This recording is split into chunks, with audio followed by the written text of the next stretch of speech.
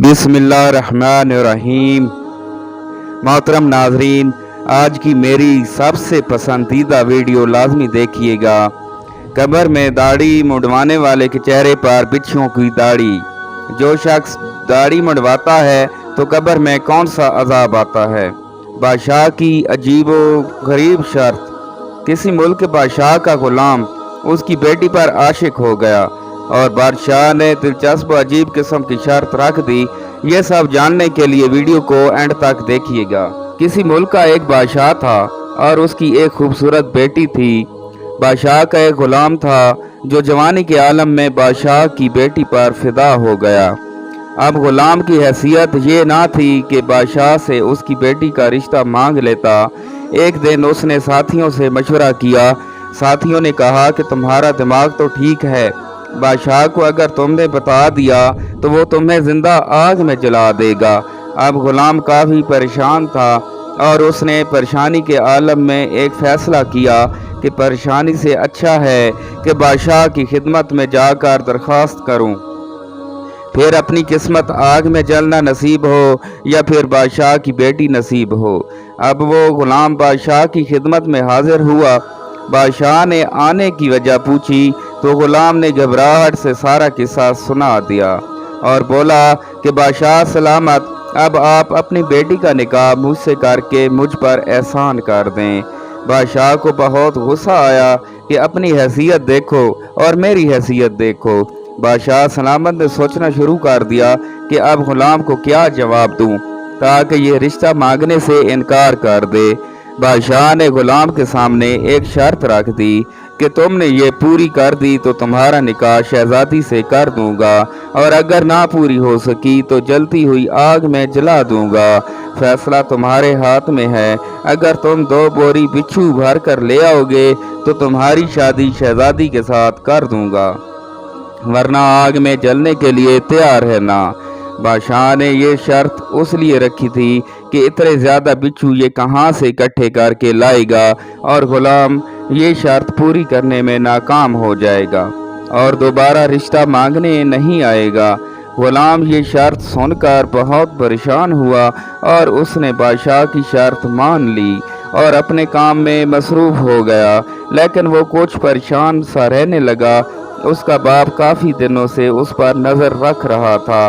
बाप ने देखा कि वो काफ़ी दिनों से परेशान नज़र आ रहा है तो उसे अपने पास बुलाकर पूछा कि तुम्हारी परेशानी की वजह क्या है। तो उसने सारा वाक़या अपने बाप को सुना दिया। बाप ने बेटे को समझाते हुए कहा कि तुम परेशान न हो, मैं तुम्हें बिच्छू जमा करने का तरीका बता दूंगा। बाप बोला, शाम को तुम मेरे पास आ जाना, मैं तुम्हें बिच्छू पकड़ने का तरीका बताऊंगा। शाम को गुलाम अपने बाप के पास पहुंच गया। बाप ने 2 बोरियां लाने का कहा। जब वो 2 बोरियां ले आया तो बाप ने कब्रिस्तान में एक कब्र का पता बताकर कहा, फिलां कब्र पर जाओ और कब्र से सारी मिट्टी निकालो और आखिर में जब एक ईंट रह जाए तो शुरू की ईंट निकालकर बोरी का मुंह सुराख पर रख देना। जब बोरी भर जाए तो उसी बोरी का मुंह किसी रस्सी से बांध लेना, तो फिर दूसरी बोरी को भी इसी तरह भर लेना और उसके बाद कब्र को अच्छी तरह बंद कर देना और बोरियां बादशाह के पास ले जाना। बाप के कहने पर गुलाम ने ऐसे ही किया जिस तरह बाप ने बताया था। गुलाम ने बिच्छू से भरी हुई 2 बोरियां बादशाह के सामने पेश कर दी। बादशाह बड़ा हैरान हुआ और वादे के मुताबिक शहजादी का निकाह उससे करवा दिया और गुलाम को पास बुलाकर बिच्छू जमा करने का राज पूछा कि तुमने इतने सारे बिच्छू कहाँ से जमा किए। गुलाम ने सारा किस्सा सुना दिया तो फिर बादशाह ने उसके बाप को हाजिर होने का हुक्म दिया। अगले दिन उसका बाप बादशाह के सामने हाजिर हुआ तो बादशाह ने उससे पूछा कि तुम्हें कैसे मालूम था कि फिलां कब्र में इतने सारे बिच्छू मौजूद हैं। उसके बाप ने बताया कि ये फिलां आदमी की कब्र है। यह आदमी ज़िंदगी में दाढ़ी बनवाता रहा और मरते वक्त भी उसकी दाढ़ी मुंडी हुई थी। اور حضور صلی اللہ علیہ وآلہ وسلم کا ارشاد ہے، جو شخص اس حالت میں مر گیا کہ اس کی داڑھی قبر میں نہ ہو تو قبر میں اس کی داڑھی کے ہر بال پر ایک ایک بچھو ہوگا۔ حضور صلی اللہ علیہ وآلہ وسلم کی بات کبھی جھوٹی نہیں ہو سکتی، اس لیے میں نے اس قبر سے بچھو جمع کرنے کا کہا اور قبر کا پتہ بتا دیا۔ بے شک ایسا ہی ہوتا ہے۔ حضور صلی اللہ علیہ وآلہ وسلم کی جو پسند ہے وہ حقیقت میں اللہ تعالیٰ کی پسند ہے۔ اللہ تعالیٰ ہمیں حضور صلی اللہ علیہ وآلہ وسلم کی مبارک سنت پر عمل کرنے کی توفیق عطا فرمائے۔ اللہ پاک آپ سب کا حامی و ناصر ہو۔